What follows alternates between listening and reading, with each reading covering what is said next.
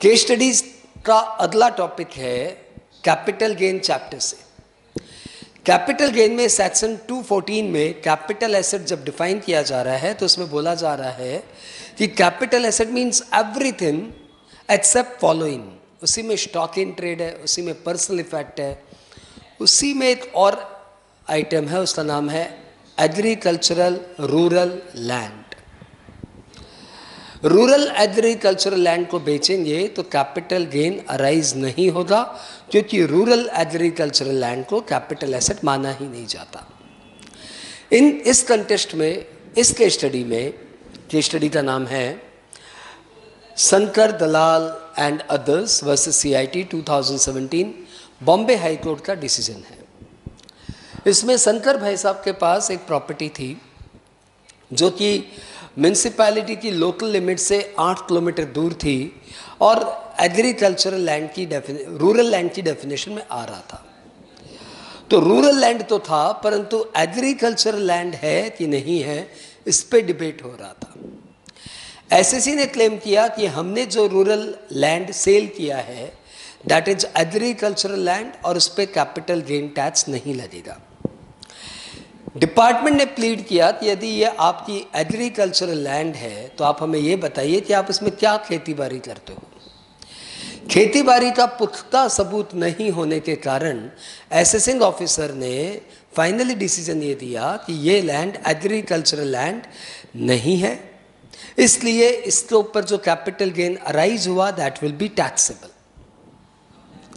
Being dissatisfied with the assessing officer assessment, उन्होंने CIT A के ऊपर अपील कर दी, यानी CIT A के पास शंकर दलाल जी चले गए।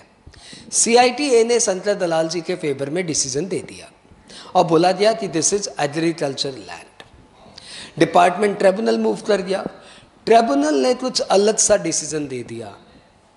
ट्रिब्यूनल ने डिसीजन दिया कि पहले उन्होंने पूरे फैक्ट को बहुत अच्छे से इवैल्यूएट किया और उन्होंने पता लगाया कि इस लैंड के कुछ पोर्शन पे खेतीबाड़ी के पेपर्स है, खेतीबाड़ी के सबूत है, खेतीबाड़ी हुई है, एग्रीकल्चरल आउटकम का पेपर्स है, लेकिन बाकी प्लॉट ऑफ लैंड में एग्रीकल्चरल नहीं हो रहा है। इसलिए उन्होंने बोला कि certain part of the land is rural agricultural land and that is not subject to capital gain, but the rest of the part जिसमें खेतीबाड़ी नहीं हो रही है that is not agricultural land.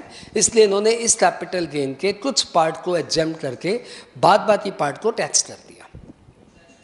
Since substantial part taxable ही हो गया तो शंकर दलाल is still under grievance. इन्होंने अपना ग्रीवियंस लेके गए ये बॉम्बे हाई कोर्ट।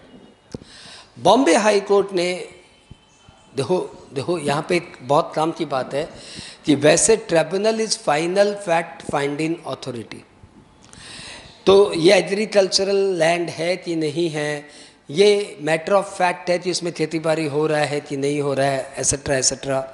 तो वैसे तो tribunal is final fact finding authority, high court का इंटरफियरेंस बनता नहीं है। तो ऐसे नॉर्मल इंटरप्रिटेशन करे तो उन्हें तो ये केस हाई कोर्ट के पास लेके जाना ही नहीं चाहिए था, परंतु वकील का काम है, टैक्स प्लानर का काम है, टैक्स प्रैक्टिशनर का काम है कि चीज़ों को और गहराइयों से समझ के अपने क्लाइंट का भला करना। तो शंकर दलाल जी के जो टैक्स के एडवाइज़र है उन्होंने बोला कि भाई हम तो इस बारे पे डिबेट ही नहीं कर रहे हैं कि इसमें खेतीबाड़ी होती है कि नहीं होती है। हम तो बोल ही रहे कि सर्टेन पार्ट में खेतीबाड़ी होती है, बाकी पार्ट में खेतीबाड़ी नहीं होती।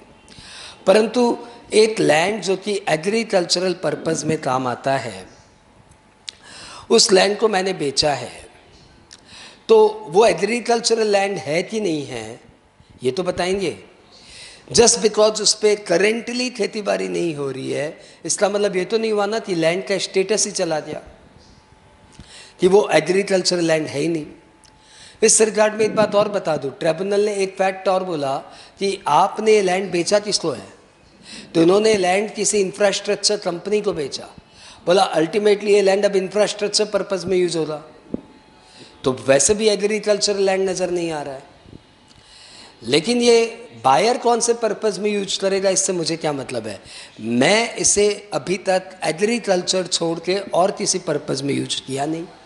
हाँ, करेंटली इसलिए सर्टेन पार्ट ऑफ लैंड पे, मेजर पार्ट ऑफ लैंड पे खेतीबाड़ी नहीं हो रही थी।